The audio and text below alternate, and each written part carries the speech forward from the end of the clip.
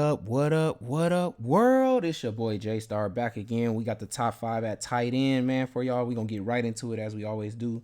At number five this week, we got my guy, man, on my team, man, Robert Tonyan, baby.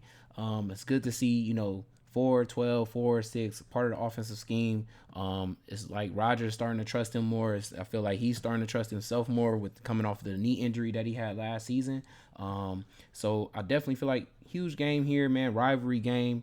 Know you're gonna want a big win for both of these teams. Want a big win, but I feel like definitely Detroit. They give up this tight end really good. They're giving about 15 points fantasy to tight end. So if we can get 15 points fantasy for 3,800, it's a big game. Probably gonna need him to get into the touchdown though finally, because he hasn't gotten there since week 4. It looks like. But definitely with these amount of targets, we can definitely get there. And I feel like 15 to 19 point fantasy is definitely in play there, and that's why he makes my top 5 at number 5. Gonna move on here. We got at number 4. What I got here is a little bit up. Oh well, he right here. Not even that. Not even up below him. So Higbee, man, is gonna be huge in play. Probably one of the best late plays, really, to me. I would say. In for about what I want to say. What is it? 15 fantasy points again here too. Should be getting probably around 10 targets. I feel like in this game. Just because I feel like Cup being hurt and everything like that, they should try to spread the ball out and not go so much, to Cup. I don't think you want him to be hurt, man. That's your best play, and I mean, you need to attack the middle of the field. So the other person that's going down the middle of the field will be Higbee. So I think he's huge in play for 15 to maybe even 20 fantasy points in this game. They're gonna need somebody else, man, to go to. I feel like the Bucks are gonna try to double what I want to say double Cup if they can, but I gotta make sure too because I know one of the Bucks cornerbacks was hurt too, so I gotta check into that too by the time come Friday and everything like that. But I definitely see Higbee having a huge game. Also, I think didn't one of the linebackers get hurt, or was it defensive ends for the Bucks? I can't remember who it was now, but I know he's out for the season now. But if it's a linebacker, I know that means that Tyler Higbee would be even bigger in play. But that's why he makes my top 5 at number 4. We're gonna keep it moving here. Number 3, we have now he's up higher. Everett, man, should be big in play, man, for more targets since Mike Williams is out. He's with Keenan Allen coming back. These are the two tallest, weapons out there on the field.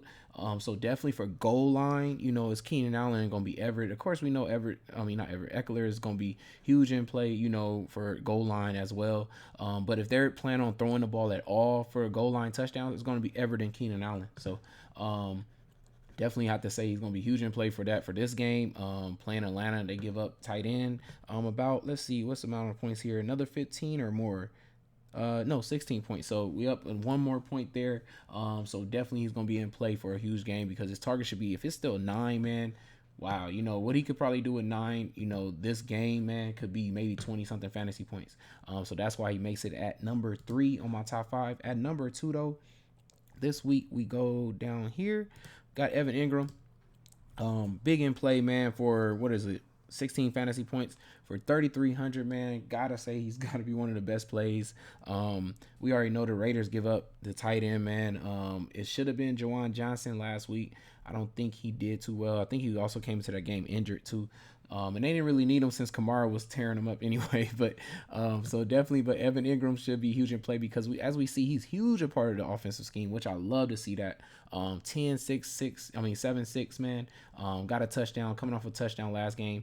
I definitely think he probably catches maybe 6 catches in this game, goes for near 100 yards. I feel like really close to 100 yards, maybe about 80 something yards. I think could happen in this game for him and a touchdown. So big in play there for Evan Ingram.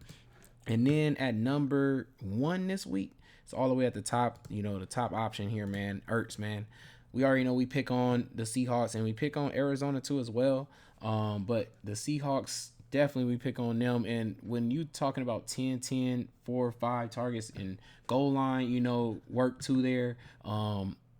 Just a big play, man. I mean, he's just part of a great aired out offense. They don't even run. So, he's going to continue to get targets like this, even with Hopkins being there. And Hopkins being a distraction too, probably being double covered is helping Ertz even get more open targets, especially for a goal line. So he's going to be huge in play for 20-something fantasy points. They give up 20-something fantasy points anyways to tight ends. So I mean, he's definitely in play. Just missed a cut here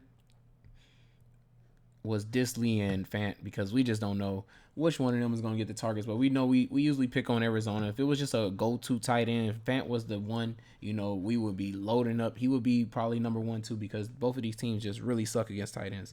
But that's who just missed the cut there, man. I hope y'all enjoyed that top 5 at tight ends this week, man. Like I told y'all, stay tuned for all these top 5s because man, they be hitting, man. They really be coming through in the millionaire makers and stuff like that. They be having these plays, man, in their winning lineups. So stay tuned for, we got running back, tight, quarterback, and receiver left. And it's your boy Jaystar. I'm out. Peace.